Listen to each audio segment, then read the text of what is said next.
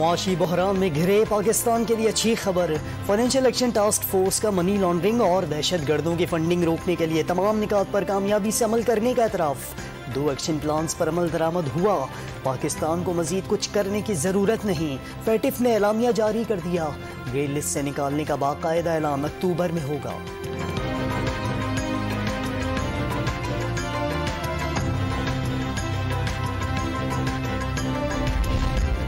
FATF میں کامیابی، P T I حکومت کا کارنامہ ہے، حماد اظہر کی سربراہی میں قائم کمیٹی نے انتھک محنت کی، پاکستان بلیک لسٹ ہونے سے محفوظ رہا، چیئرمین تحریک انصاف عمران خان کا ٹویٹر پر پیغام۔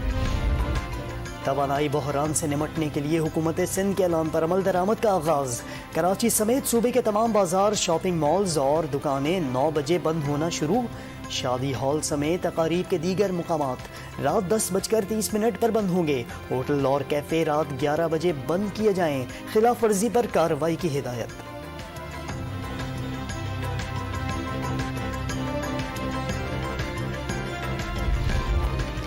پی ایس پی قیادت اور کارکنوں پر حملہ، شبیر قائم خانی نے مقدمے کے لیے درخواست لانڈھی تھانے میں جمع کرا دی، درخواست میں ٹی ایل پی رہنما سعد رضوی، شہزادہ شہباز سمیت 60 سے زائد کارکن نامزد۔